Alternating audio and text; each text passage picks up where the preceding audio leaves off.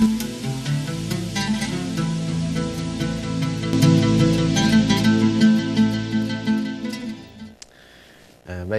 para pemirsa CTV yang dimuliakan Allah Subhanahu wa taala, kita sudah berada di segmen terakhir di Ustaz Menjawab pagi ini. Dan mungkin Ustaz menyampaikan statement penutup, Ustaz. Ya, berkaitan dengan tema tadi, Ustaz. Tafadhol. Jazakallah. Tadi terakhir sedikit saya singgung bahwa dalam terminologi Islam bahwa baik dia ahli kitab maupun dia musyrikin, maka dua-duanya Rasulullah menyebutnya dengan kafir. Jadi dua-duanya diistilahkan dengan kafir. Yang membedakannya bahwa ahli kitab artinya dulu dia memang diturunkan Alkitab, ada nabi yang diutus ke tengah-tengah mereka. Namun mereka mengingkari. Mereka tersesat dari itu. Jadi Nabi Isa diturunkan untuk mengajak Bani Israel menyembah Allah, tapi kemudian justru menuhankan Isa gitu. Begitu juga dengan Yahudi. Nah, oleh karenanya sama statusnya, sama-sama kafir. Jadi itu nggak bisa ditawar-tawar. Nggak bisa ditawar-tawar karena memang sudah seperti itu. Hukumnya sama, orang kafir baik musyrikin maupun ahli kitab masuk neraka. Gitu. Nah, oleh karenanya tentu menjadi tanda tanya bagi kita kalau ada orang yang hari ini menjadikan orang-orang Nasrani, orang-orang kafir itu sebagai kawan.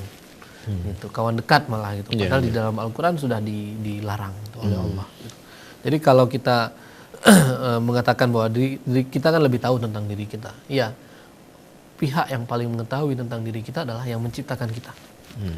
Gitu. Yani Allah Subhanahu Wa Taala. Kita hanya melihat yang tampak, tapi Allah maha mengetahui segala-galanya. Gitu.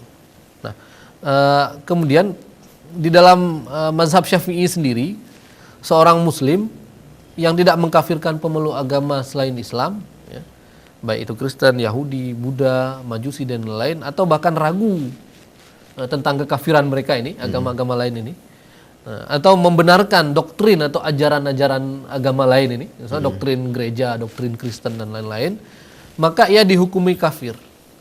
Ini menurut mazhab Syafi'i.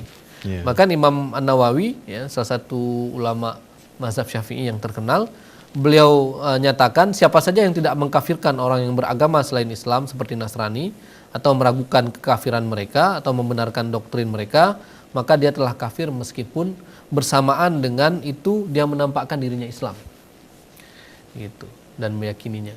Jadi jelas ya, kalau ada kemudian di antara kita yang meyakini misalnya bahwa orang-orang Nasrani, orang Yahudi, orang-orang di luar Islam itu sebagai bukan Muslim yang barangkali gitu.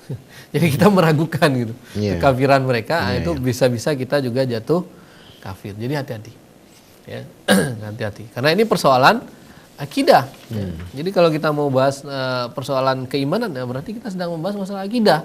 Dan terminologi kafir ini adalah pembahasan masalah akidah. Gitu. Kita mengakui atau tidak mengakui bukan masalah kita toleran atau tidak toleran, tapi ini masalah keyakinan kita kepada Allah dan Rasulnya. Gitu. Kalau kita beriman, ya meyakini Allah dan Rasulnya, maka tidak ada keraguan sama sekali bagi kita untuk menyebut kata kafir. Ya, jadi seperti itu. Oh, bagaimana dengan istilah agama lain? Di agama lain sendiri ada juga istilah kafir, misalnya domba tersesat, misalnya ataupun yang lain. Ya, gitu. Jadi ya itu ya silahkan saja gitu. Jadi kalau ada yang tidak senang dengan terminologi atau dengan istilah ini, ketika kita sebut dia kafir, ya sudah nggak usah jadi kafir gitu, masuk Islam kan, seperti itu. Ya, insya Allah selamat.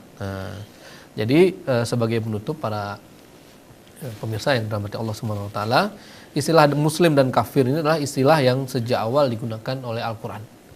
Istilah ini murni digunakan Allah dan firman-Nya untuk membedakan kaum yang beriman dan kaum yang tidak beriman. Gitu.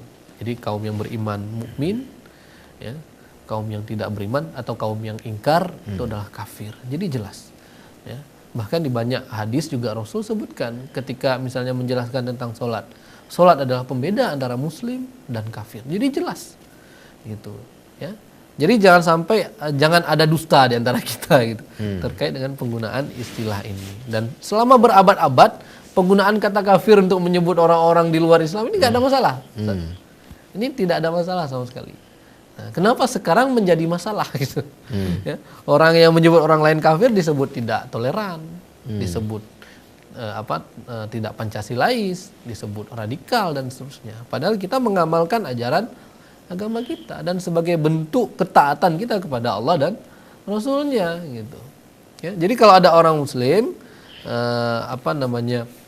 meragukan istilah itu, segera kita ingatkan, segera disampaikan untuk insaf dan bertobat. Ya. Karena itu ajaran Islam, karena itu perintah Allah dan Rasul, dan itu adalah persoalan akidah. Ya. Oleh karenanya walhasil kita sebagai Muslim berhati-hati terhadap segala upaya yang dilakukan oleh orang-orang yang berasal dari kalangan Islam sendiri ataupun dari luar Islam yang berupaya untuk mengkaburkan, mendistorsikan ya istilah-istilah syar'i yang sebenarnya begitu jelas dan begitu gamblang Allah jelaskan di dalam ayat, dan juga Rasulullah memperjelasnya di dalam as-sunnah, dalam hadis. Ya. Yang mudah-mudahan kajian hari ini ada manfaatnya bagi kami sendiri dan juga bagi kita semua para pemirsa yang dirahmati Allah. Sekian dari kami. Walafu minkum. Assalamualaikum warahmatullahi wabarakatuh. Waalaikumsalam warahmatullahi wabarakatuh. Ya, baik para pemirsa yang dimuliakan Allah. Sampai di sini saja pertemuan kita pada Ustaz Menjawab pagi ini. Terima kasih atas segala perhatian. Mohon maaf atas segala kekurangan. Kita tutup dengan doa kafaratul majlis. Subhanakallahumma wa bihamdika asyhadu an la ilaha illa anta astaghfiruka wa atubu ilaik. Assalamualaikum warahmatullahi wabarakatuh. Assalamualaikum.